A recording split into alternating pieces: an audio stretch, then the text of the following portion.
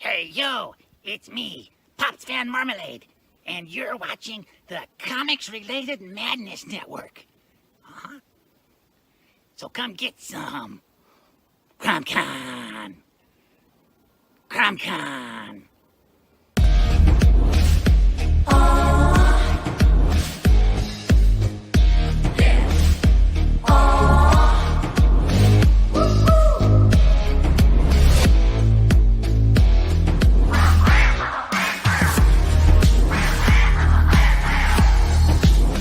Your favorite podcast is Critical Blast. Hey, we want to shout out to our sponsors, Daytona Beach Comic Con. If you are a fan of comic books, if you're a fan of comic book conventions, and if you like meeting comic book creators and getting comics and comic-related stuff, then you need to make your plans to attend Daytona Beach Comic Con. This year's show is September 9th and 10th. Silverline will be there, so you should make your plans to be there too. We'll see you there. If you like comics and find yourself in the Orlando, Florida area, doesn't everyone come to Orlando at some point in time to see the House of Mouse? But when you're here, you need to make it a point to visit Coliseum of Comics, especially the one on East Colonial Drive. They carry Silverline comics, even a limited edition Coliseum of Comics version of our comics. So, when you go, be sure to ask for Silverline Comics and tell them we sent you. OCD stands for Orlando Collector Deviants. OCD, Steve and Trish. They're a family of geeks who promote geek things, particularly those around the Orlando, Florida area. They're big supporters of Silverline, and we think you should be supporters of theirs too. Go give them some love. If you are an independent comic book maker and you need to get your independent comics made, you need to look no further than Kablam Digital Printing. They print our books, and they do a bang-up job. They're not only trusted by Silverline, but many, many independent comic book makers. Head on over to kablam.com and see for yourself just how easy it is to have your comic printed by them. And tell them Silverline sent you. It's 1776. The new American army stands at the precipice of victory or defeat. These are the times that try men's souls. Will the British be expelled from Boston, the birthplace of the Revolution? Can you help turn the tide of the war? The American Crisis, War in the North, is the first full-length campaign guide by Nations and Cannons, a historical TTRPG setting for 5e.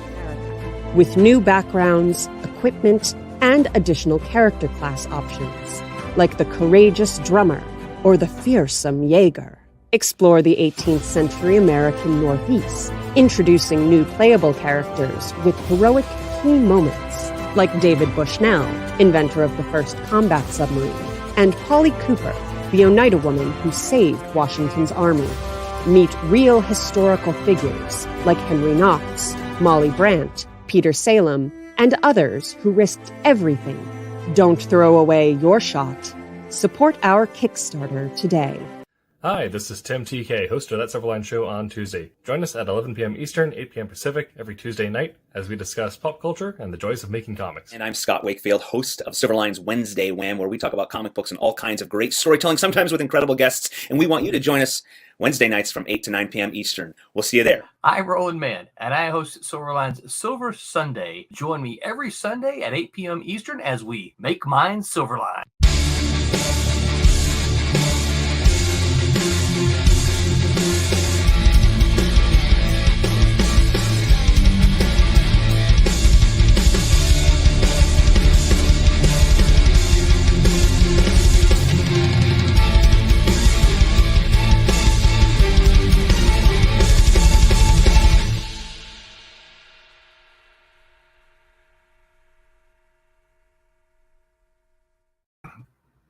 Hello, everyone, and welcome to Silverline Silver Sunday.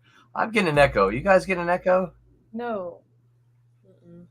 I don't know where I'm getting an echo from. That's my problem. Well, welcome to Silverline Sunday.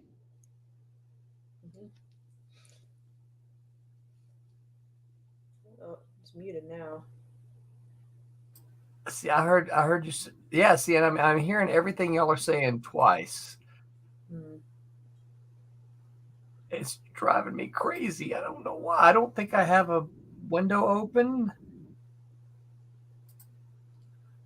which would. Oh, wait a minute! I do. How did that happen? Have a double window? Okay, now there we go. Whew, okay, I'm done. Let's start all over. Hello, everyone, and welcome to Silverline Silver Sunday on this April the 23rd, 2023. I am Roland Man. I am your host, and I am here with Roberta Conroy. Hello, Roberta. Say hi to everybody. Hi. Good to see you. I am also here with Haley Martin. What's up, Haley? Say hi. Hi.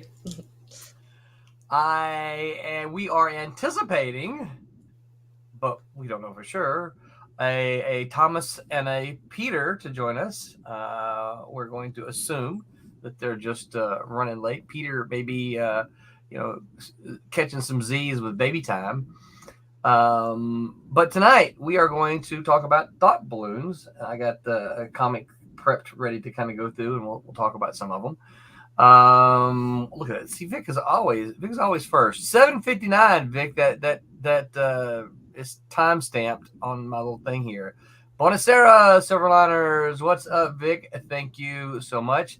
Is Nations and Cannons a new sponsor? No, they're not a new sponsor, but they are working to promote the Kickstarter that we have going. So for the duration of that Kickstarter, we're going to run that for our shows. So they were on last Wednesday, and so it's a good group. They're running an awesome Kickstarter campaign. They're just blowing it away, and they have said that they were going to do what they can to push some of their backers to us.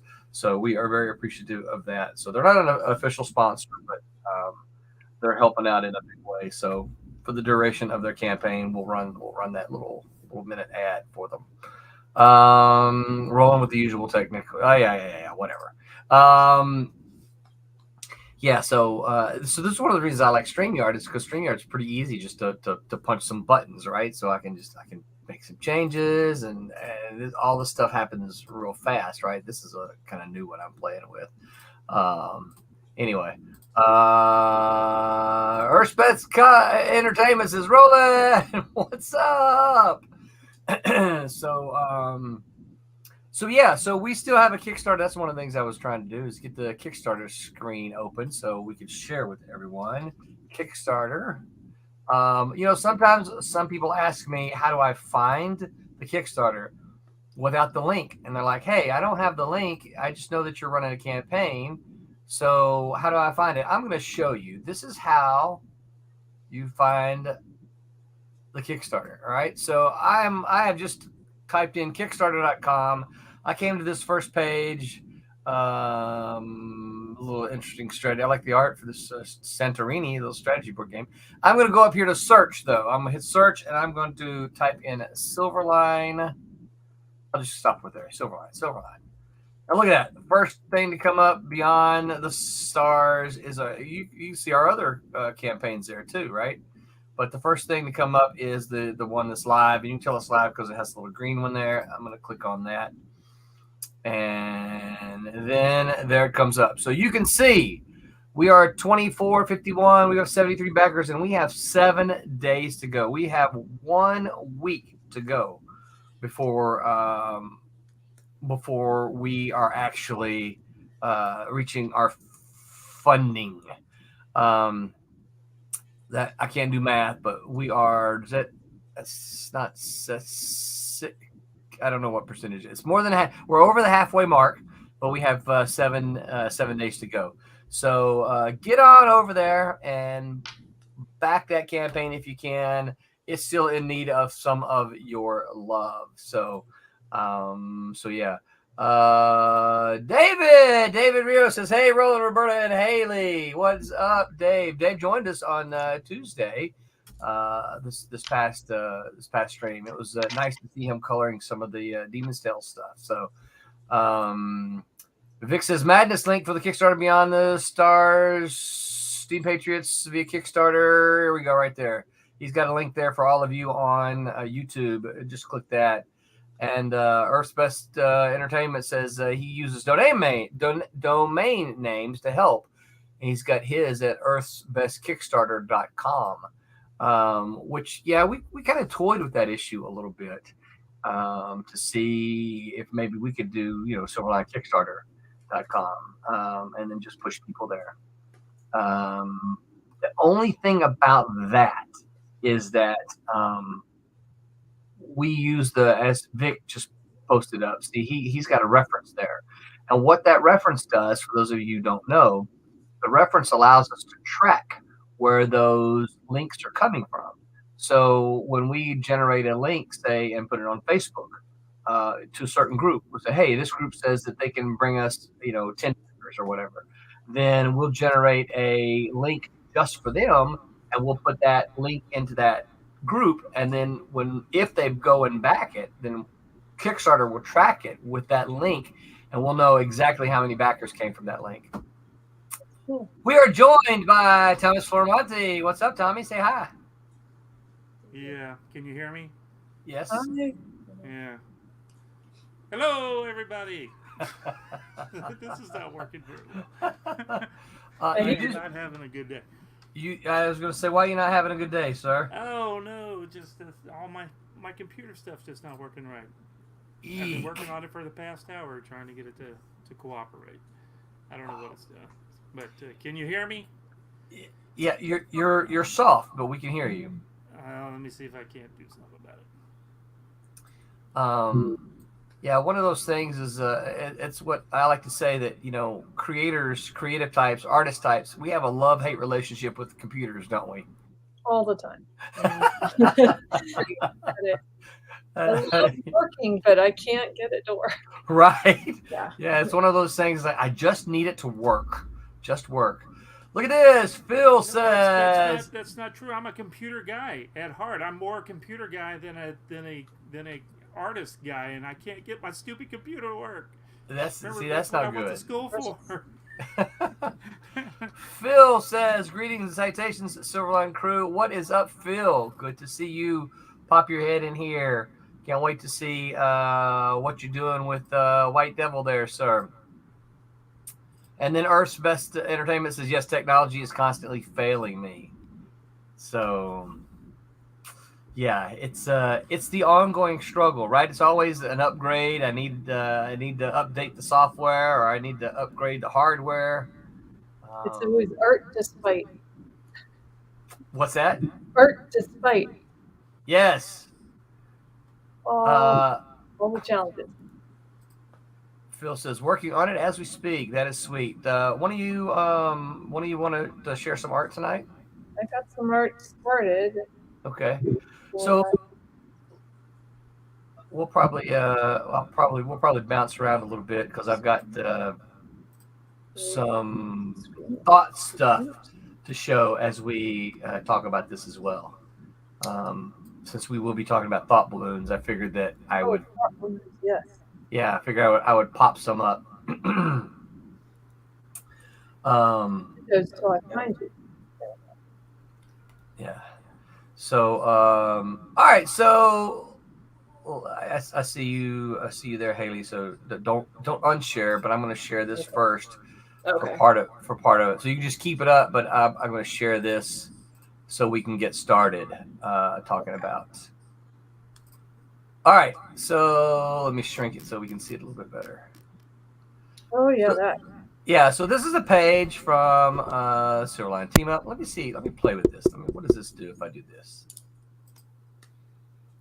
That's kind of cool. But we don't really have enough of us here for that. Isn't that kind of cool? Don't y'all think that layout there? Yeah. Sorry, I'm just playing with the layouts now. Yeah. So, all right, so when we talk about thought balloons, this right here, you can see my mouse, right? This right here is kind of what we traditionally think about when we think about thought balloons. Now you can see there's a couple of them here. Those have kind of, and we'll just set the stage before we kind of start talking about it. Those have kind of become a little passe, I guess you could say, in comic books today. You can still find them, and it's not that they don't exist, Excuse me. But I find that in a lot of modern comics, a lot of writers avoid using these. And I have my theories as to why that's the case. I don't know the answers for sure, but I have my theories. But this is kind of the kind of thing you could find this through comics from the very beginning of comics all the way up until, just I would say probably the last decade or so, how they kind of been falling out of favor. You can also find them done like this, right? So here's a scene, and these are not, so let me be clear. These are not thought balloons, okay? These are actually captions that do the same thing as a thought balloon, okay? So right here we have a caption, right? You can see it's a little different. It has a squared panel borders, square borders. This is a caption just establishing. This is your omniscient narrator, right? So these are slightly curved, slightly rounded, right? Kind of to mimic a little bit of the thought balloon. But these are the interior thoughts of this character right here, right? You can tell that if you're reading it. But these could just as well have been balloons, thought balloons here, right? But this was actually a little bit of an experiment for me when I was writing this. But this is kind of what folks do now instead of the thought balloons. Now, there are some disadvantages and advantages to using both. Where's my thought? This is probably one of my favorite panels in this book, but also this right here. I love this panel. It's full of thought balloons, right? Vic says Trump's had a lot of thought balloons. You know what? Did it? I take your word for it. I don't recall specifically. No, it's the narration boxes. Yeah. So first question I'll pose. What do you guys, if you think about thought balloons, do you have what comes in your mind? Anything negative, positive, neither one? Thoughts. Just thoughts? Let me think about it. Of course, that's Tommy. When you talked about this being the subject, I kind of looked through some of the books at Kablam, and I see thought balloons all over the place. So I'm kind of wondering. I need to go see what. I hadn't been in a comic shop lately, so I don't know what the Marvel DC books are. But as far as the thought balloons, but I still see them all over the place. I mean, how else would you got? I guess if you just have one character sitting there telling, he would have to say what it is that you're trying to get across. Yeah. As the story is like, well, I'm thinking about going to the bank and withdrawing a bunch of money. You're crazy. You're talking to yourself at that point. Well, and that's kind of what thought balloons are, right? I mean, that's kind of what they're intended to give you the interiority of the character, right? So you'll know what they're thinking. So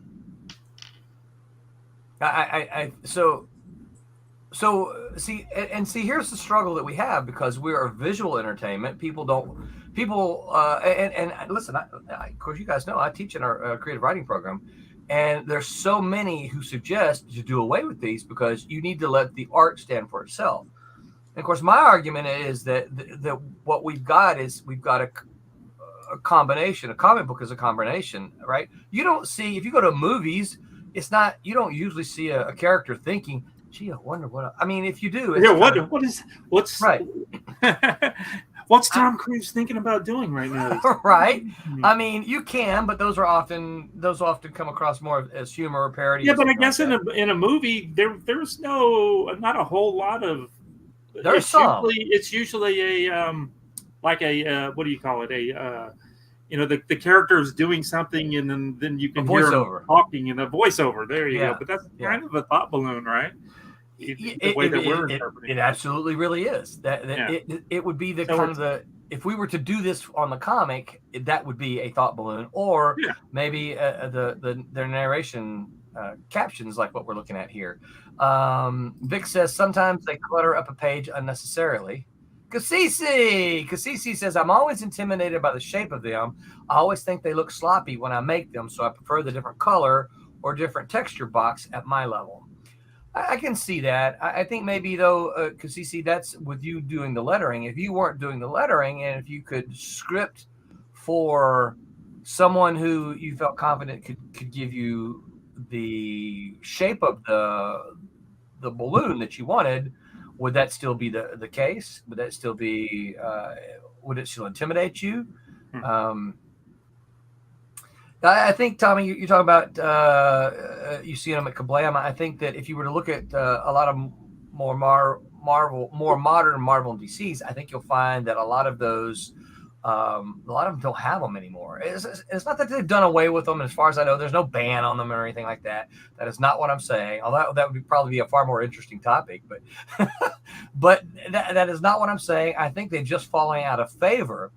And part of my theory behind this, remember I said I had a theory. Part of my theory behind this is because I think that comics are being more heavily influenced by television today than television and movies maybe, and you don't see those in television or movie. Let's see. Vic says it's not like they need to be gotten rid of, or it's that they need to be placed strategically. Of course. Agreed. Kasisi says, very true. I would trust them to make the thought balloon. So, yeah, if someone else was lettering, he would trust them to do that. But as you are the letterer, yeah, Kasisi, send me a personal, send me a DM, PM, whatever, about the thought balloons. That's all you got to just say, thought balloons, and I'll send you some stuff. Vic says IDW and Boone seem to keep narration boxes instead of them as well. Yeah. And again, I think it's kind of a more modern, and I don't like to use the term modern to make it sound like thought balloons are outdated, but I think it's more of a more kind of a modern approach that I think they're sometimes viewed as a little bit old-fashioned, and I would 100% disagree with that. But I'm going to shut up for a minute and let you guys talk some more about it. So, Haley or Roberta, you got any thoughts on thought balloons? And yeah, it's art. Honestly, you have to incorporate the direction and the shape, and hopefully the script is not too terribly large that it overwhelms the panel with the art in it. But it does tell you where the beginning of the thoughts are, and it should flow easily through the page so that you're reading and analyzing the panel with the art in it as you're reading. It's comprehensive. So I like it as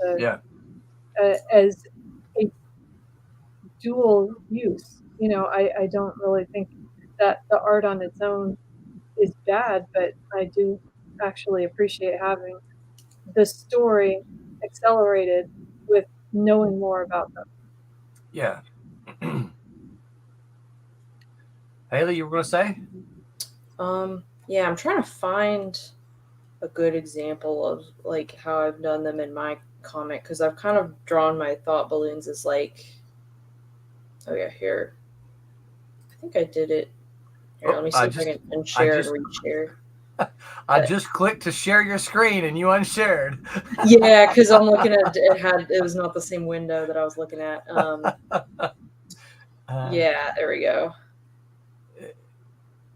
You can see, and I think later on maybe I've done it where the little dots are connected to the big balloon. So it kind of like, instead of the whole thing being like a cloud, it's like still the round shape of a normal speech bubble, but then instead of a tail, it did like circles. Yeah. It's kind of like looks more uniform with the rest of the thought bubbles, but or the rest of like speech bubbles, but you can tell that it's different. And I use them sometimes, like, I guess when it's like I can only get this thought across, like it's the character's thinking and it's important to get this thought across, because sometimes they can be overused, like telling rather than showing, like, and I can see the old-fashioned thing, because I picked up a Silver Age Green Lantern book at the last con I was at. So reading through Yeah. that, like, it's very much like, I am going to do that. Like, he's explaining everything as he's Yes. doing it. And it's like, you can just show, like, you don't have to spell everything out.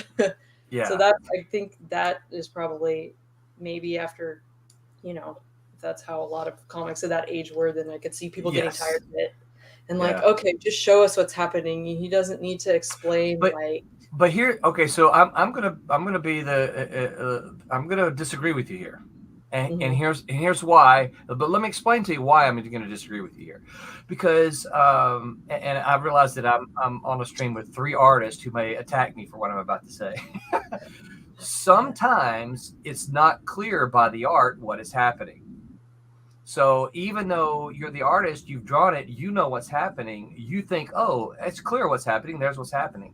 Sometimes it is not clear, and so I make the argument that comics sometimes does need to tell in addition to show. Now, I let me also be clear. I don't think it should be that bad telling like what you just said. Like, I am Thor and I'm going to punch Hulk with my mighty blow. No. Yeah. That's ridiculous, right?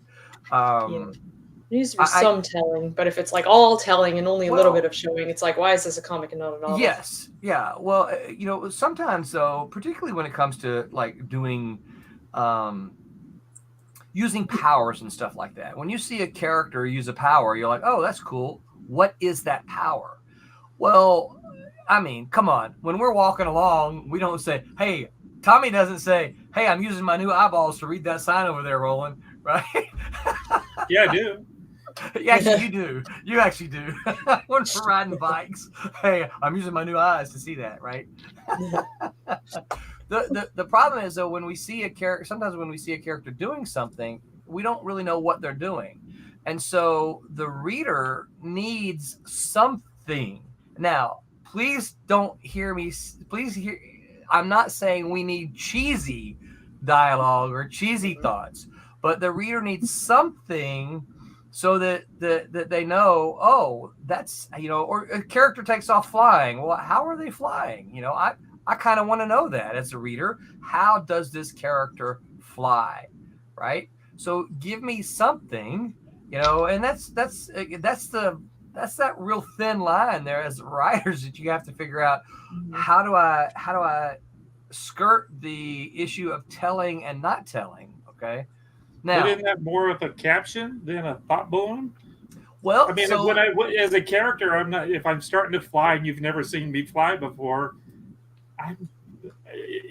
wouldn't that have been a really written poorly to all of a sudden he's flying and you never knew, and then all of a sudden he's flying.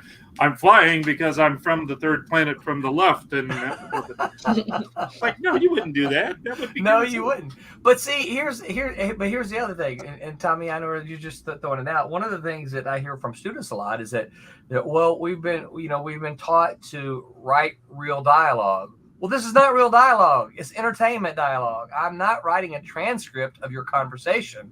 I'm writing entertainment dialogue. So one of the things I'll go back to say is that one of the reasons that Batman has Robin, right? And one of the reasons that cop shows almost always have a rookie on them is because the Robin or the rookie cop takes the place of the reader, so that the experienced cop can tell the rookie cop what they're doing.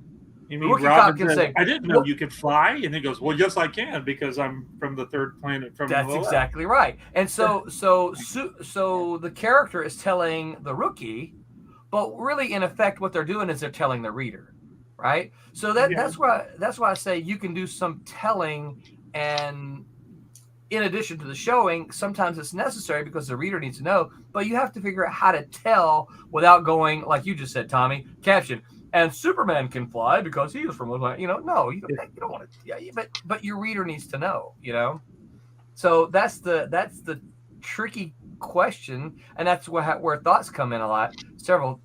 Speaking of thoughts, several comments along here. Earth's Best says, I can agree with that, especially my generation and younger. I know I'm heavily inspired by television. We're talking about where the inspiration comes from.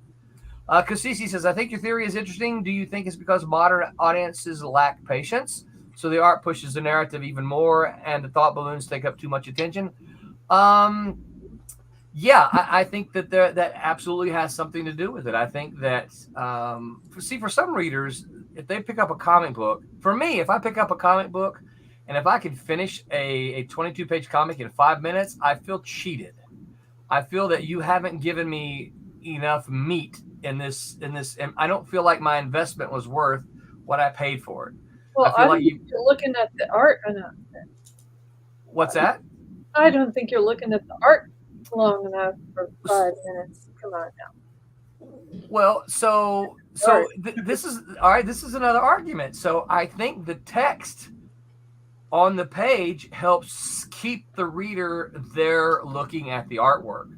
If you have a couple of pages of no artwork, guess what? I'm looking at it, I'm like this. Artwork, artwork, turn the page, artwork. Oh, right? I'm looking at them faster because I can take in that image. If you have words on the page, it slows your reader down, right? And it makes them dwell on that page longer. So my writer argument to my artist would be, hey, you want words on the page because it slows the reader down and makes them dwell on that page, on that panel, right? Absolutely right. Yeah.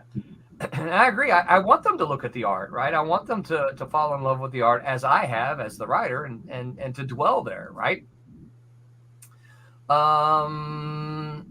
So let's see what here. I do think some of it has to do with patience, Kasisi. I think that. I'm gonna go grab some Okay. examples. I'll be back. Okay. I don't know. I think it's more of the younger audiences, because the younger audiences clearly are raised with more visual entertainment, more television, more games than an older. So modern could be your version of younger, but I think it is certainly younger.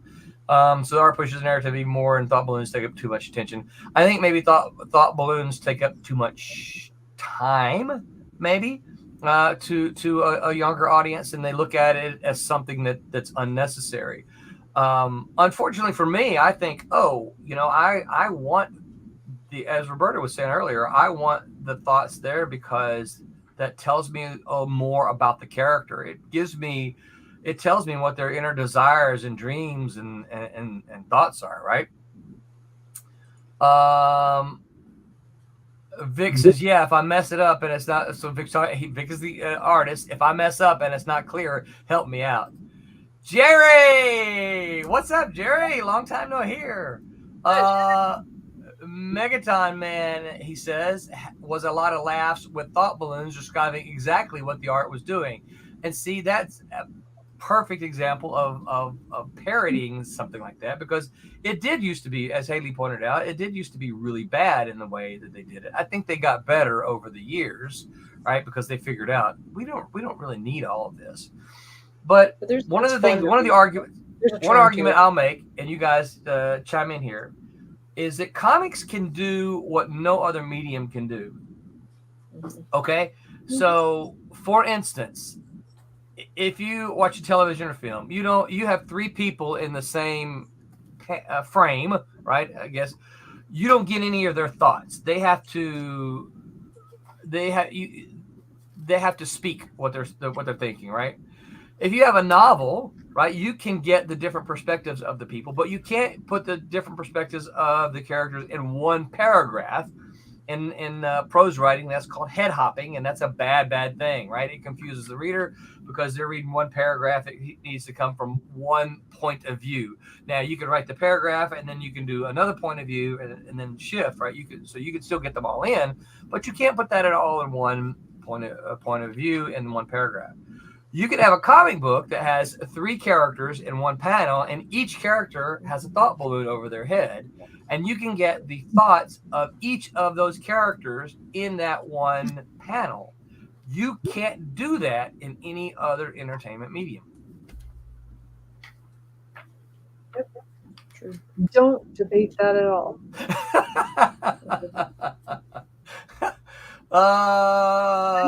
People greeting Jerry. Vic says this pretty random power editions are just old Blue Beetles. Yeah. Silent issues, for example, end in about 2 or 3 minutes. And that, yeah, you're right. That's the part of the problem is that because there's no text, you just flip through it and look at the pictures. Yeah, the pictures are going to be pretty, but you're just going to flip through and again, me personally as a reader, as a buyer, I feel cheated. Jerry says, "Don't tell me why a man can fly." Sorry, bro. I think comics fail a bit when too many are sharing their thoughts. Yes. Again, I know you might have chimed in late. I think you go back. You don't want to overdo it. Just because you can do it doesn't mean you should do it, right? But comics is the only entertainment medium that can do that, right? But you do have to be careful in the way that you use them. If you've got 10 characters and each of them have a thought balloon, well, then that gets to be a little confusing, I think, and it's a little, as it would be image-wise, right? A little all over the board, and you don't want that. But you can certainly easily get away with 2 characters thinking without any kind of confusion at all, assuming that it's all lettered right. Tommy, you find something you were going to share? Well, Or are you still looking? I was looking through one of my old books, and I don't have any thought balloons in the book at all. I have some captions, but that's not what we're talking about. Then I'm looking at this giant size Spider-Man, and the very first page, it's talking about I guess I've never really noticed this before. We got Spider-Man swinging in. It's night. It's obviously night. I don't know if you can see. There's a dude. Yep, I can see it in the jewelry store with a flashlight, and he basically Spider-Man says, "Oh, look, a guy with a flashlight. He must. It's late at night. He must be up to no good." I don't want to cuss or anything, but no shit. Look, you're right. I never even thought about this. This is blatant what you guys are saying, and I never really even thought about it. And this is obviously in a book that I've read before, and I never thought about it twice. Yep. So no eyes rolled or anything during that. See, so I mean, look. Yeah. I mean, look at the panel. I mean, it's a splash page too. So I guess he's trying to establish, and I don't want to make fun of anybody. So who wrote it? Was it Jerry Conway? No, Lean Win. Oh, okay. And Spider-Man's like, look, there's a dude there with a flashlight, and it's nighttime in a jewelry store. Yeah. And it says jewelry store right there on the front of the building. Yeah. So Jerry says can doesn't mean should. I agree. I'm with Tommy. So here's the thing I would say, right? So I think having dialogue there or thought balloons there would be good. But he doesn't need to tell you. Oh, the smell. Smells like an old comic book. He doesn't need to tell you what you can clearly see. Now, here's the only thing I would say is if it's not clear that it's day or night or day, okay, maybe you can fix that with just the next page. He sneaks in an open window and he goes, "Oh, I'm going to sneak in the open window."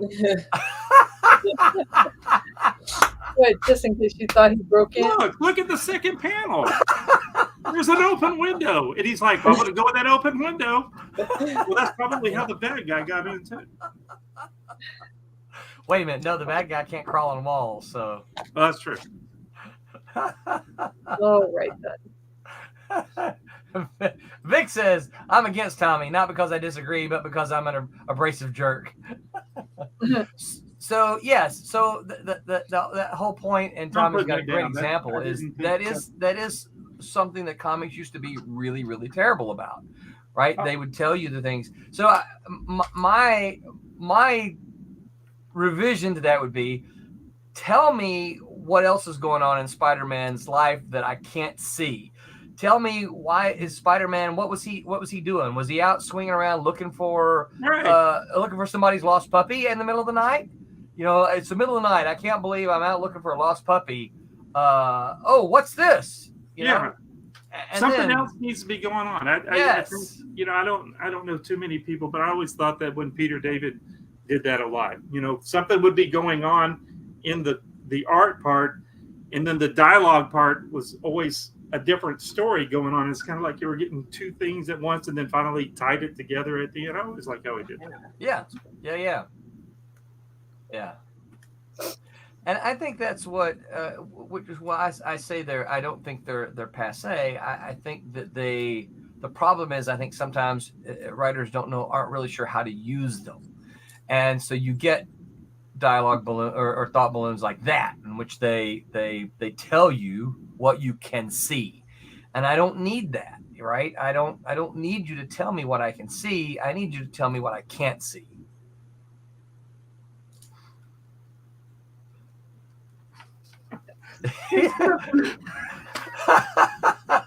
You're finding it all over the place now, aren't you? Yes, this whole book is fun. Spider-Man is looking for.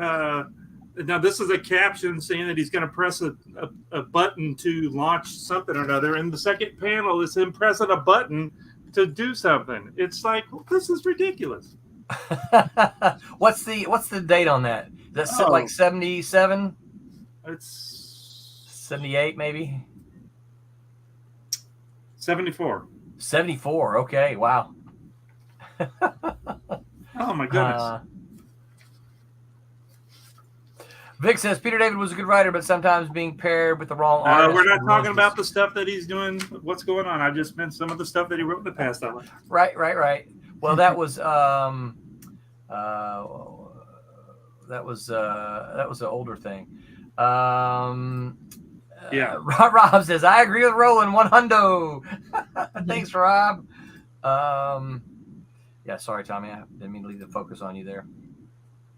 Did I already ask? Did one of y'all want to put some progress art on the screen if you want to?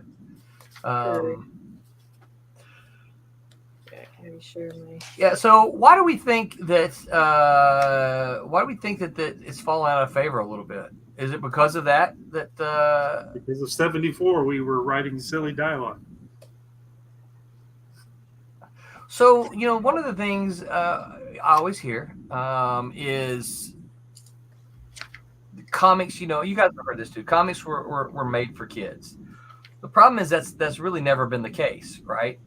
Even if, like in 74, you talked to Stan, you listened to Stan Lee. Stan even said they were writing for the college age market. Now, I don't view that as kids, although they are kind of kids. I mean, I guess, but that's not the way we'd kind of call kids. Jerry says, don't fill a page with thoughts. If it's first person narration, the narrator needs to know when to step back and out of line of the story, and only one narrator per book.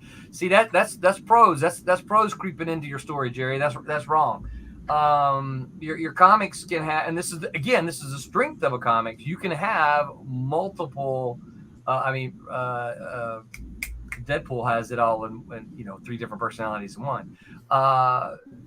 You can have multiple points of view in even in prose, right? You can have multiple points of view in stories. You can certainly have multiple points of views in comics, but I argue that comics is where it's easier to do, and that is a strength of comics. Again, not done poorly, but done correctly. That is a strength of comics, is that you can do that and get away with it more easily than you can in other entertainment. Vic says, is this Venerable Rob or different Rob? Jerry then says that the 1940 movies were chock full of first-person narration. So the question would be, why did they stop doing that? I don't know the answer. I don't know that much about the history of movies or television, but why did they stop? Why don't we see much of that today? We're gonna put Haley up. Haley, what are we looking at here? Coloring. What are we watching you do? Number 2.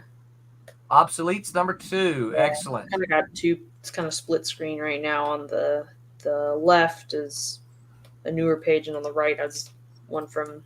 Actually, there's one from this issue. I'm just picking the colors from. So it might be kind of hard to tell. Oh, It's hard okay. to- I see what you're saying. Yeah. Yeah. Cool. Yeah. Jerry said movie audiences moved away from it as superfluous. I've seen some of those old movies. I've enjoyed some of them. I can't think of any right off the top of my head, but I know some of them have done it. Again, I think it has to be, we go back to the whole, it's got to be, you have to do it right. Certainly not like the example that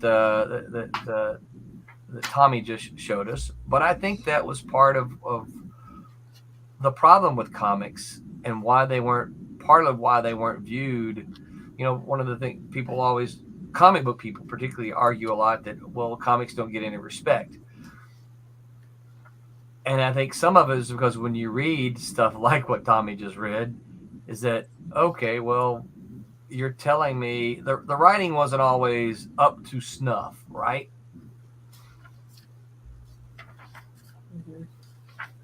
Yes. Sometimes, yes. Sometimes, yeah, not all the times. Clearly, we like comics. That's why we're here. And so we had to have found some comics that we liked along the way. Tommy, did you love that book until we pointed this out? No, I still love it. Okay, but good. That was rude. That's not going to make me not love it. I just No. never looked at it in that way. I got a handful of stuff over here that it was sitting next to the bed that I hadn't read, that I don't know why it's still sitting over there. But in my mind, there was a lot more thought balloons in stuff than any of this stuff. Some of this stuff doesn't have any at all. So right. I'm going to take my comment back from earlier saying that I thought it was just everywhere and just people were writing silly stuff. But no, nobody's really writing any. I mean, it's still there. It's not like it doesn't exist at all. It's just it has kind of fallen into a category of let's don't use it that much. And my argument is that I think that's wrong thinking. It's like, why, if you're a carpenter, why would you say I've got this tool here that's part of my part of my carpenter tools, but I'm going to stop using it just because I think that's an old-fashioned tool. I'm not going to use it. I'm not going to use this ruler anymore because I can eyeball it. Yeah, I've been doing it long enough, and I can see where my line is supposed to be. I don't need my ruler to draw a straight line on. No, your carpenter's not going to do this. And this is my argument. This is a writer tool, and you need to use it as effectively. Again, don't mishear me saying that I want you to go write cheesy thought balloons. Here's a good one. Okay. Okay, this was in, I don't know why it's sitting by the bed. This is the Human Torch Marvel, sorry. That was Scotty Young back in the day. And it's a scene where there's a car riding up. It's at school, and he's basically driving the car, and he sees some girls, and he's in his head. He's trying to, prop himself up. He's like, talk to the girls. I'm really cool. I could be cool. I can play cool. See, that worked. Yeah, that works. Because remember, and then the next page, he's smiles at the girls, and in his mind, he's going, all right, don't blow it. Don't blow it. See, that's a good thought balloon. Yeah. Yeah. That's not him saying, "Oh, look, I'm going to smile and look at the girls in exactly if they look back," which is kind of what the Spider-Man thing had done. Yes. Or I'm in my red car, and I hope the girls see me, and I'm going to smile real big, and maybe they'll see me. No. Right. Exactly. You see that in the yard. Yeah, so that's a good thought balloon. Yeah.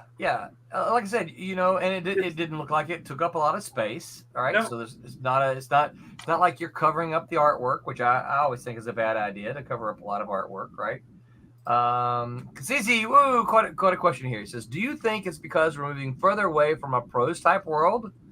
It's so visual nowadays. Everything is action packed and rushed action. So maybe even the concept of understanding thought has fallen out of favor for more action.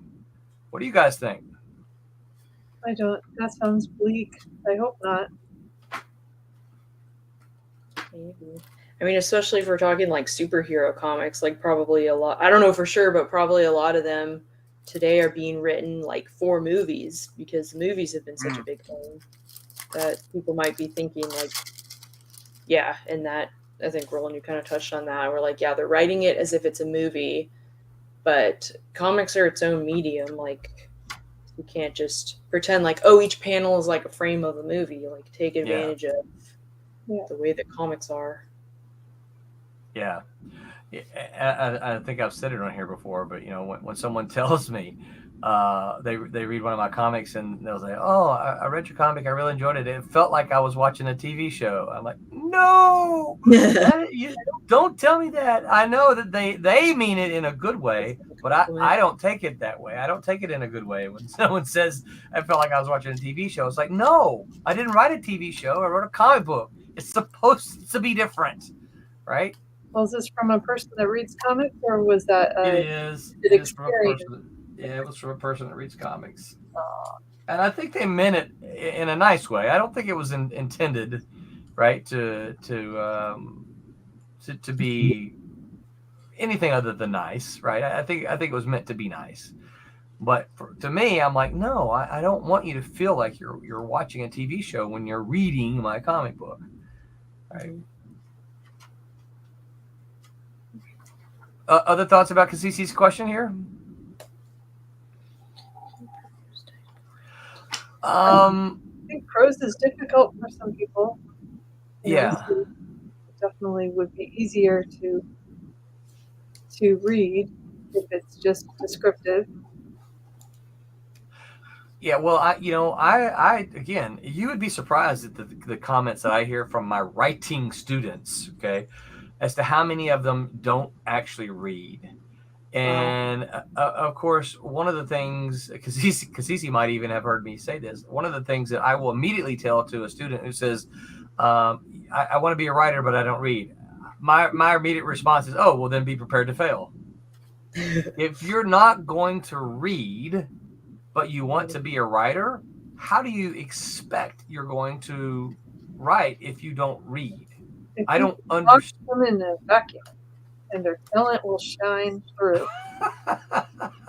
Yeah, I don't understand that whole concept. So I think you might be right, Kasisi. I think it could be because we're moving further away from a prose type world, and that readers are getting to be, particularly, I should say, Western readers. I don't know about the rest of the world, but I know Americans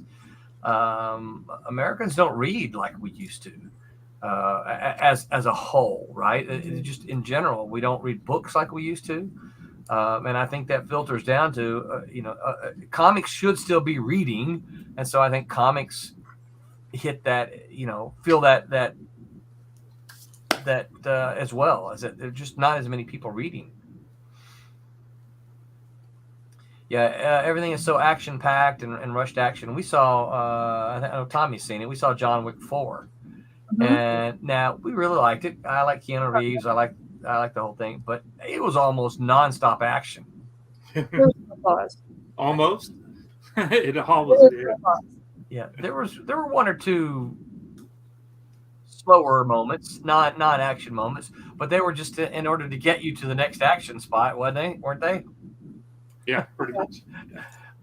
Jerry says, "Don't use nails when we can use a good screw."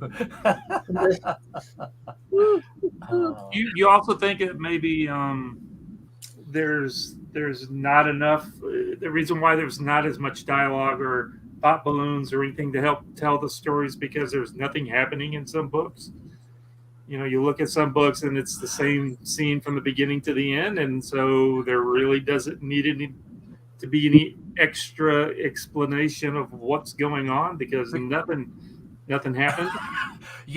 Tommy, I think that I have never considered that, but I think you might be onto something there. The reason that there's nothing there is that there's no story for them to There's tell. no story to start off with? Did we just wasted our time drawing something that had nothing going on to start off with? Why have I never considered that? That should have been my first consideration. You are absolutely right, I think. All right, I'm gone. I'm going to go have dinner. Love you guys. No, because some of the ones I'm not going to mention, I was looking through the whole thing. It was the same scene all the way through 20 pages. I'm like, oh my goodness, nothing.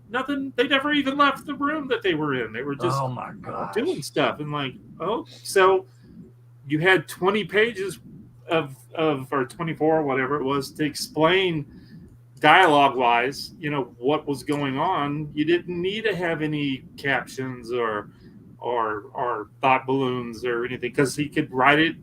Why think it if I can say it in 20 pages worth of nothing? Yeah. Hey. Well, it's like I saw a comic book not too long ago that had 3 pages of a character entering into a building. Okay, they were sneaky entering into the building. It was like 3 pages of them just like what would they do? They crawled up a ladder they went through an open window, and then they walked down the hall. But there was no text at all. And so there was nothing that's like, okay, I don't really need to see all of these little movements if you're not going to give me anything to read. Just show them on the outside of the building and then put them where they need to be. I don't need to see. Obviously, there was nothing. Yeah, we didn't need to know. Right. Well, and of course, I didn't think about it, but like you said, there was no meat for them to tell. But why couldn't they be thinking, I don't remember the story clearly, but why couldn't they be thinking about, their family or, the reason they're doing this, or, I hope my kid doesn't grow up to be as evil as me, or, Yeah. whatever. I mean, give me something deeper than what I'm looking at. Jerry says that was for Roland's Toolbox reference. Pun intended. Vic says this is starting to sound like a Gary Grohl calling comics the new form of illiteracy. I know who he is, but I never paid much attention to Gary Grohl. If you aren't going to look at art, you aren't going to make it. If you aren't going to read, you ain't going to write. Yeah, I mean, that's right. I mean, how can you draw good if you don't study art, right? If you don't know what to draw. Yeah. This is a good thought here. Infrafan says, I think there is a lost art. And Infrafan, I owe you a response. I got a message from you. I think there is a lost art of conveying emotion in dialogue. Yeah. Well, that's a whole different other story, I think. But one of the other things that I don't see a lot, and let me see if I can find here. Here we go. I'm going to scroll. I'm going to show this panel. Don't stop, Haley. I'm going to just swap for a minute. So one of the things that Marvel and DC used to do a lot, and this is just something to help emotion, right, is you see how these words right here are in bold, right? These words are bold. This helps to convey inflection in dialogue, right? Inflection helps to convey emotion. We don't do that anymore. I worked with a publisher several years ago, and they told me they wanted to do their comics like Marvel Comics. And so I said, okay, cool. I know how to do that, right? So I did this, and I highlighted a bunch of words for them to put emphasis on, and then they removed them all. And I said, why'd you remove them? And they said, well, we don't do that. I said, you told me you wanted to be like Marvel Comics. And they're like, yeah, but we don't want to do that. I'm like, okay, then you don't really want to be like Marvel Comics. Stop telling me something you don't mean. It's like, don't tell me something and then go back on it. They want the recognition, but they don't. Yeah. So I think, Infant, I think you're right. I think that there is. We are depending on without the text there to convey anything like that. We're depending on the art to communicate everything. And part of the problem is, and part of the reason that comics need this, is that the pictures don't move in comics. In film and television, they move. So you can convey some of those smaller emotions, some of those smirks and the twinkle of an eye, right? You can get a zoom in or whatever. You can convey some of those things easier visually in pictures that move. When your pictures don't move, as comics don't, then you need a little something extra to go with the again. It's not cheesy dialogue, or that's not what you want, but you want something that will build upon and enhance the art that's there. Vic says you got to hit that every comic as someone's first. Explain the motivations in the previous issue in those filler pages. Yeah, I mean that was something that Marvel did really, really well, and I would argue that it's part of the reason that Marvel exploded and took over DC. Because I remember as a kid picking up DC comics and saying, I don't know what's going on here. I don't know who these people are, and I just don't know what's going on. But I pick up a Marvel comic, and they tell me, right? Wolverine, he's the best he is, and what he does isn't very nice, right? Okay, well, I didn't know what he did, but I knew it wasn't very nice, right? So but I knew who he was, and I knew a little something about him, right? So that it interested me enough as a reader that I wanted to keep reading and find out what else there was, right? So, yeah. So here's unless we get any other questions popping up here. Here's my next thought. Do we think that thought balloons or the thought captions, do we think one of them is stronger than the other? Or better than the other, I should say? I guess it depends what the one purpose over. is. Well, you need the captions for sure, Yeah. because you could just, well, maybe not in the book that I'm looking at. Well, you need captions for transitions. Right. Yeah, it's easier to just have a picture of some downtown somewhere and say, New York at 3 a.m, whatever, and then just Right. let it go, and then at least it puts you in the right place. Tommy, you would be surprised at the number of my students who don't even want to do that. Really? Yes, and of course my That's argument part of is the establishing. it is. So how do you know when you are where you are? How do you know those things unless you write it? Well, you can tell by looking at the picture. Well, look, here's the deal.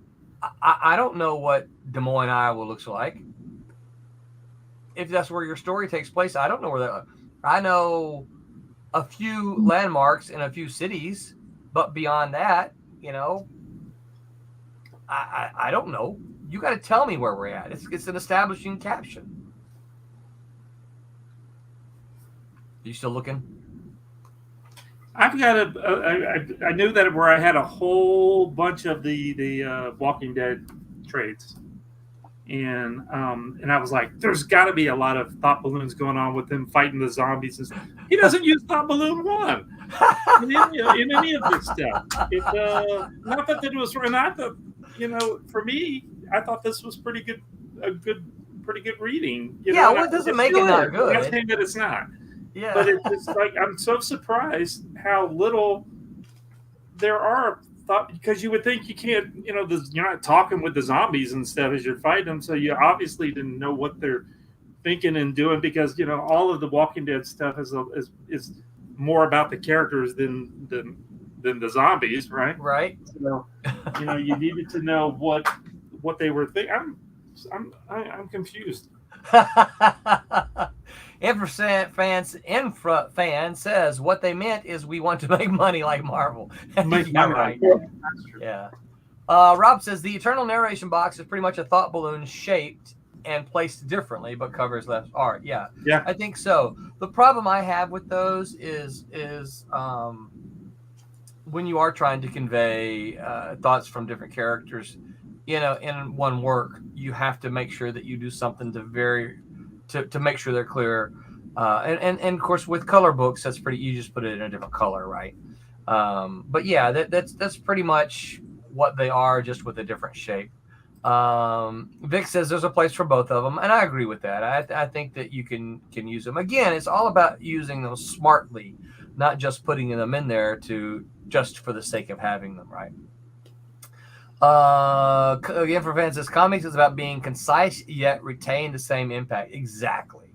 And Rob says definitely a place for both. And yeah, I agree with those things. I think that again, it comes back to making smart decisions as the writer. Is that you don't want to do what that Spider-Man example Tommy held up earlier, where you have a right? You don't want to do that, but there's room to make it a deeper comic if you can layer something on there, right? Vic says, yeah, I can put 1,000 landmarks in a picture and somebody isn't going to be able to figure out where this place is. Yeah, and that's the problem, is that, people know what they know, and you can't ask them to know what they don't know because they don't know.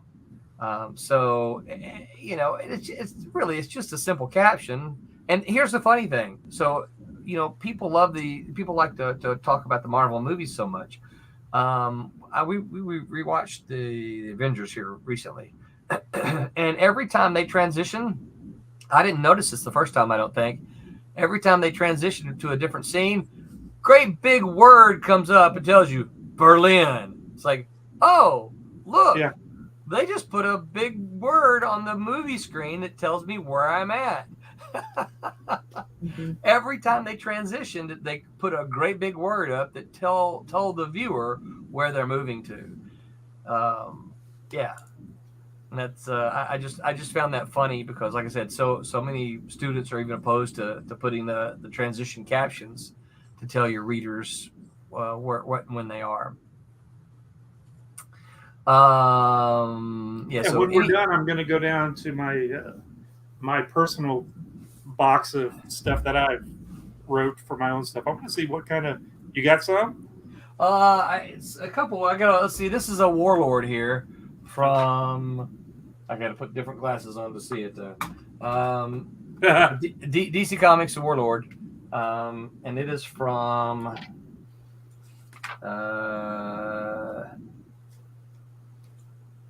What's the year here? 1985. And let me see. Great big splash page with no words. I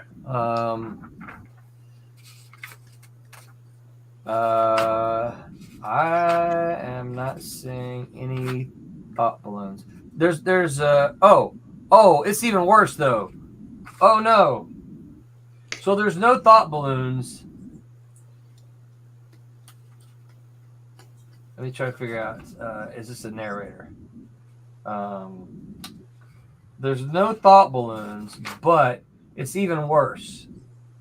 The narrator is telling the story. And this is one of the things I'm not hugely fond of. In this state, Shakira's body is a barely noticed burden to be casually hoisted with one hand. The arrows of his enemies are but stinging pinpricks to be ignored. And his swordplay is sheer witchery, a bewildering blur of steel, guided by a skull that seems more than normal. Skill, sorry. And incredibly, within the space of a few pounding heartbeats, he has cleared a path of escape through the most dangerous fighters of the inner world. See, there's got to be a better way to do that. Yeah. And this is just so. Let me show you what I just read here. This is the page that I just read, right? Actually, I didn't read this final panel over here, but this is what I read here. There's got to be a better way to do that, I think. Instead of just flat out telling the story like that. But I have not seen any thoughts in here at all. And I'll go ahead and continue flipping through it to get to the end. But so this would have been 96. I said. We get to it's a lot of good dialogue here going on. Looks like I say good dialogue, but you know what I mean. Looks like it's moving along. Not a single thought balloon in this comic at all. This was Warlord. Oh, but it does have a letter from T.M. Maple. Let's see here. This is a book by Jimmy Palmiotti. Let's see. Are there any? Let's see here. This is narrative. Someone speaking. I don't see any thoughts at all. Not a single thought balloon in this one either, and not even any thought I don't know what I guess you call them thought narration, thought captions, I guess. Or it's the Neither one of person those. thinking it with the caption. Yeah. I thought I had a Wonder Woman right here. Clearly, I don't. Well, do y'all think that there has to be thought balloons? No, I do not. That's not what I'm saying. Yeah. I don't. That's my thought. Roberta? Haley, what do y'all think? I don't think there has to, but I think that it depends on how complicated you want to explain your character and what's happening. Because you can convey enough with a thought balloon to add a lot of movement and texture, to the character, to his personality, to his motives, and to the story progressing, more than just here is a moment by moment caption. Yeah. Because this is something that you can create drawing from the past and projecting into plans. And you can't do that with just art. Right. Yeah. Yeah. I agree with that. Very nicely said. Thank you. Did you write that down? No, I wish I had. Hey, the good thing is this is live and we've got it on a recording, so you can go back. We can clip it on from Twitch, right? That's true. Yep, I love making those little clips. We don't do enough of those, I think. Haley, do you have anything to add? Any thoughts?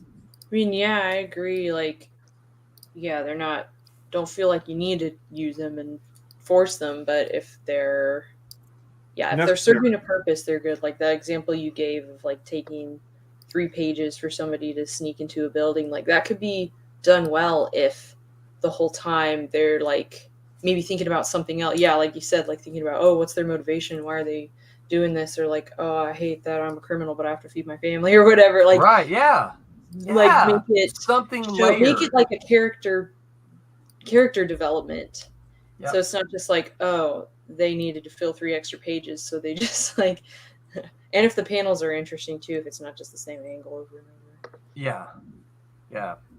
Like have it complement each other. Like, yeah, don't have the thought balloons be saying exactly what's happening. Like I grabbed the Green Lantern book that I was talking about, and literally like the first page, it's like, I'll see if I can show it on the camera.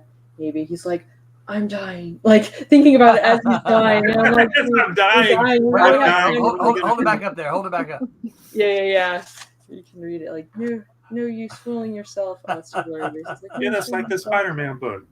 Yeah. And there's like multiple panels because he's like, I have to find a replacement. You know what you're and he's like talking to himself too. Like he's talking in second person. You know what your duty is to pass on better power to a deserving one. Like, yeah, it's like 4 or 5 panels of him, and it's like, my goodness, you have all this energy while you're dying, like to think all this. Yeah, I don't think you're dying. You're really thinking about a lot of stuff. Yeah. Yeah, I got a book here by a friend of mine, Russ Leach, from his Kickstarter. I haven't read volume 2. Don't get in trouble. No, and he's got thought balloons in here as well. It's like he's got a different color for these thought balloons, but the whole character, the character does. But no, and they're not overburdened. He's got a page here of a character walking, right? Let me pop this up. Again, I haven't read this one yet. He's got this page here of this character walking, right? But there's thought balloons there, so it's again, I haven't read it yet, but I've got to assume it's adding layer and depth to that character, rather than just seeing. We don't need to see this character just walking along and get in a car, right? So I'm walking to the convenience store because I'm going to buy a Coke, and then I'm really thinking I'm getting kind of hungry. I think I want some chips too. And, yeah. Yeah. Let's see. Vic says, I know the Protectors always had a healthy amount of thought balloons without overdoing it. Yeah. I think so. Again, that's R.A. R.A.'s a fantastic writer. Rob, that was the absolute perfect summation of the use of narrative thought balloons. kudos to Roberta. Thank you. Yeah, how long have we been doing this? We're an hour and 14. So about an hour and 10 minutes in, I'm going to try to clip that one. Don't forget, folks, if you're listening and you hear anything interesting on our streams, you can go to our Twitch stream.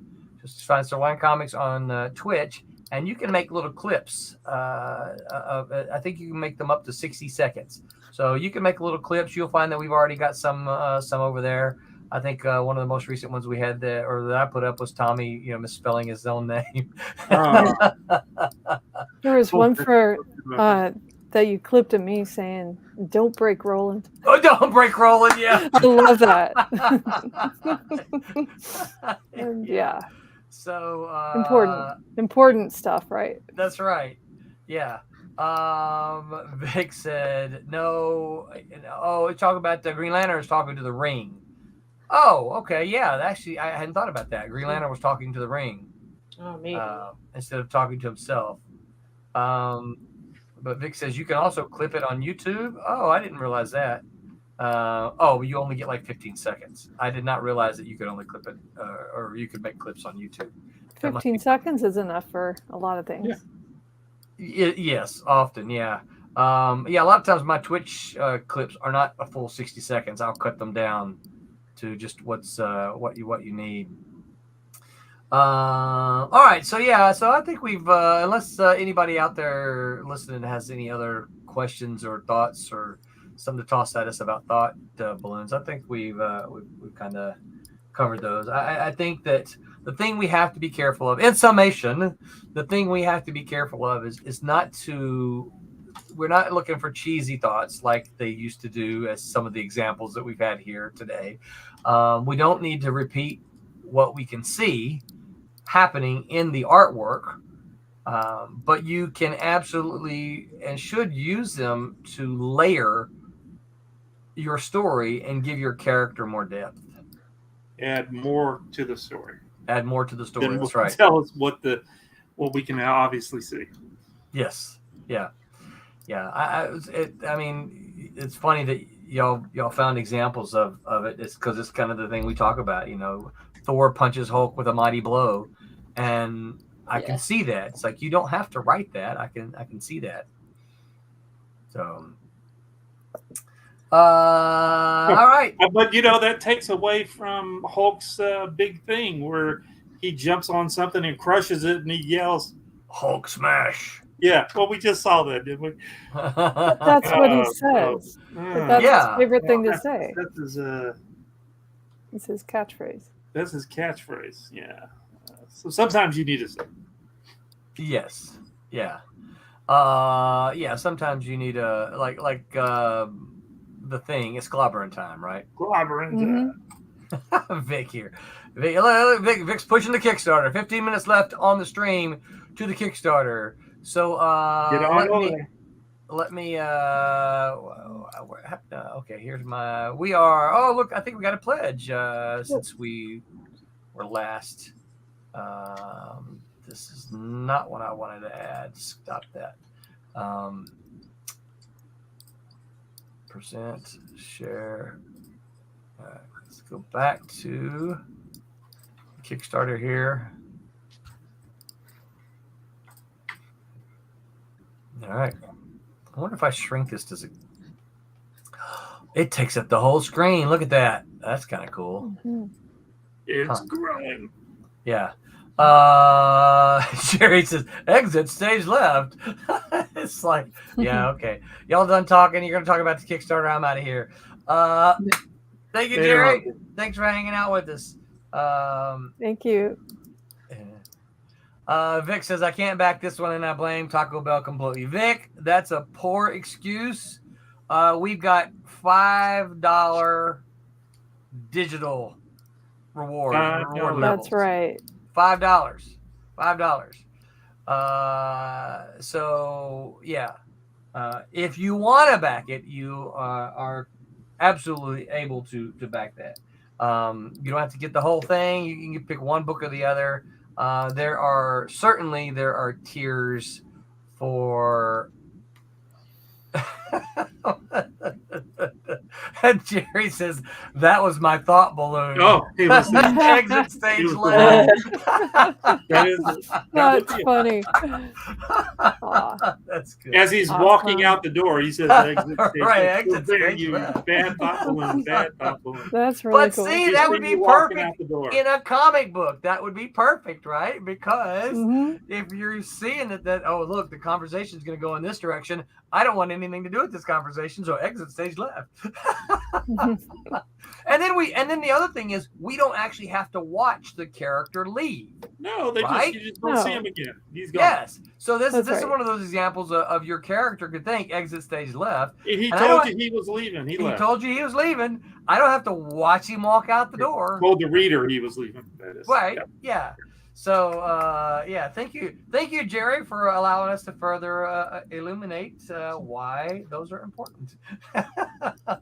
Vic says, "Yeah, it's a poor excuse as in if I'm poor." Vic, if you can afford Taco Bell, you can afford a $5. When digital Taco Bell is pretty reward. cheap. It is. I know. You can. At one point in time, they used to have a 99-cent menu. I used to buy off of it. I don't know if they still do. Used I to have don't the think so. 99-cent tacos. Yeah, but I had a friend one point in time said, you kind of have to question what goes in a 99-cent anything these days. 99 cents worth of tacos. That's right. So we are standing at 2464 now with 74 backers, and it says 6 days to go. That's because we're going to end about this That's time good. next week. So it's actually 6 days and some hours.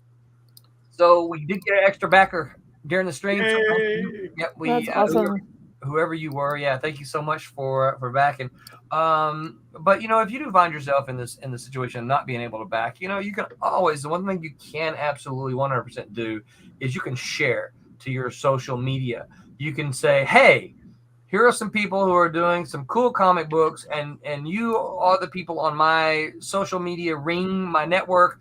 You should go back it. You don't even have to say, I can't afford to back it. You can just say, hey, you should go back it because I like these guys. Go look. Yeah. Go sit look. up. Yeah, go take a peek at it. Yeah. So I'm going to play the video real quick because Scott and Rory did a pretty funny job with the Kickstarter video. So here we go, Kickstarter video.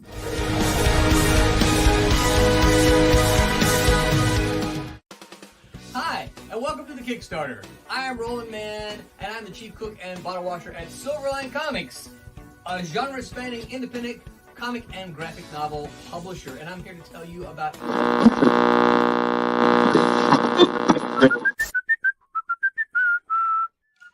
Sorry, Roland. We're taking over on this one. It is time to announce the next Kickstarter campaign by Silverline Comics with a continuation of two of the stories you've all been waiting for, Steam Patriots #2 and Beyond the Stars, #2 of 6 by Ron Fortier. tell us about it. All right. Beyond the Stars is a story that follows a team of science warriors that help the All-Mother in an intergalactic battle to save mankind.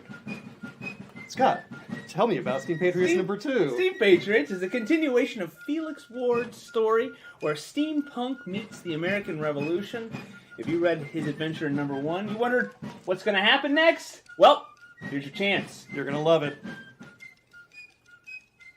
They're going to love it. I'm telling you, they're going to love it.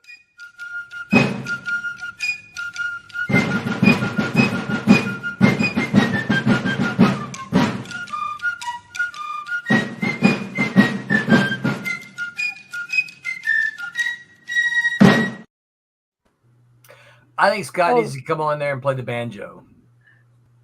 I like the penny whistle. Yeah. Yeah. But It's pretty great. Yeah, it was funny. Scott used to, I don't know if he still does, he used to have a banjo hanging up behind him on some of the Wednesday streams. I think he's changed locations now. But I always wanted to see him pull that banjo out and start playing, but I don't think he ever did. I think he started a couple of the streams with a couple of notes and then would stop. Oh, hello, like you caught me while I was playing. That's fun. So I have some exciting announcements about the forthcoming streams. Let me pull up my calendar here. This Tuesday, y'all, I am excited to tell you that Ross Ritchie, the CEO of Boom Comics, is going to be on with us Tuesday night. And we're just going to give him the 20 questions. We're going to find out the Ross Ritchie origin story. Roberta and I got a chance to work with him on staff when he was at Malibu, when we were all at Malibu. So that's how far back we know Ross. Yep. But I don't know what really happened to Ross, post the Marvel shutdown until Boom. So we'll find out. Lots of questions. Yeah, lots of questions as to how all that got started and just all kind of questions. He asked me for a list of questions. I said we don't really have a list. We kind of go with the flow. Well, I did tell him. How about did Boom ever meet Kablam? I want to know. I'm sorry. Yeah, so yeah, it's going to. I'm looking very much forward to it. The last time I was in San Diego, I got the opportunity to have breakfast with Ross, and he is still just as fantastic and nice. Upbeat as The thing I'll say about Ross is that I know everyone has the potential to. I've never heard Ross angry. I've never heard him say a crossword to anyone. I've seen him agitated because he had to deal with the marketing department. He had to deal with me and some of the other editors. So I've seen him agitated, but I've never seen him, in say anything untowards about anyone at all. Ross is a guy who I know loves comics. He used to come to me with ideas about comics, about marketing, things that a lot of times I couldn't do, didn't have the ability to do. So he's done an awesome job with Boom. So I'm very much looking forward to our conversation. Well, there's kind of a couple of comments coming in here. Vic says Roland's last Tuesday stream isn't going out with a bang; it's going out with a boom. Nice. There, Vic. I like that. Happy Jack, good to see you. Happy sounds great. Looks like I jumped on just in time to say goodbye and good night, Happy Jack. The good news is it's as soon as we're done here, you can always just hit play and hear it from the very beginning, and it's just like you didn't miss a thing. David says Boom throws some great after parties. Oh, that's interesting. Do tell, David. So I'm very much looking forward to that. Wednesday, I don't know what the Wednesday Wham stream is about because there's nothing on the calendar here. So I don't know what Wednesday Wham has planned. Sunday, I have nothing on the calendar. See, how long has it been since we did trivia? 1, 2, 3. So let's do trivia again next Sunday. What do y'all think? Okay. Let's do trivia night. So next Sunday we'll do trivia night Haley again. and I want you to do more Harry Potter stuff. So Haley, is that what you said? Yeah. Yeah. Uh-huh. Like when I caught up, I was behind, and then Harry Potter. I'm like, oh, I know that's true. Put it on the wrong calendar there. Okay. So and don't forget, guys, the Kickstarter. We've got 1 week left of that Kickstarter. So get on over there. Let me see. Let me get out of this here. So, what's the date? I guess the next thing really is Free Comic Book Day, huh? Don't forget, Free Comic Book Day is coming up on May the 6th. Haley, did you ever find you a home for Free Comic Book Day? Yeah, I'm gonna go to that one that you recommended me in DeLand, Cliff's Books. Oh, Cliff's. I emailed him. He was like, "Yeah, we can set up a spot." Oh, cool! Yeah. Excellent. Yeah, Cliff's. We love Cliff's. Cliff's is a good guy. So Cliff's Comics in DeLand, which is right around the corner from you, right? Mm-hmm. Yeah. Roberta, still set up for you? Not yet. I'm gonna have to think about it. Well, you're gonna have to think fast because May 6th is coming. It is. Okay, I have an idea. Yeah. Okay, there you go. Tommy, where are you going to be for Free Comic Book Day? I think I'm going to be in Claremont. Right? No, where? Wasn't it Claremont? You told me it was Claremont. Which one is it? Comics in Orlando. No, you told me it was the Claremont. The No, I think he's tricking me again. no, there's another Which location? So we're doing There's another Coliseum. show we're doing in Claremont, but not for Free Comic Book Day. Free All right. Comic Book Day, we're going to be at Coliseum of Comics on East Colonial Drive, the same place you and I Oh, signed. our normal spot. Yes. Oh, okay. All right, cool. What So- do you think? So that's where Well I'll done. be as well. May 6th, I will be with Tommy at Free Comic Book Day at East Colonial Coliseum of Comics. I'm not sure the hours there. I'm sure it's going to be, we will be there when they open. I'm not sure how long we'll be there. We don't usually stay the whole day. We usually bail a couple hours, like 2 o'clock, something like that. I'll be signing books. I'll be doing commissions if anybody wants any. Yep. In my little cartoony, Kid Hero-y style stuff. Kid Hero. I like that you call it your Kid Hero style, because I think that that encapsulates exactly what it is. Happy Jack says, "Oh, I have great timing." Vic says, even if the two before were my favorite Tuesday stream. The two before we did, what did we do the last two? I know we did. Oh, because he was on there. Oh yeah, well, he's on one of A them. little smarty pants.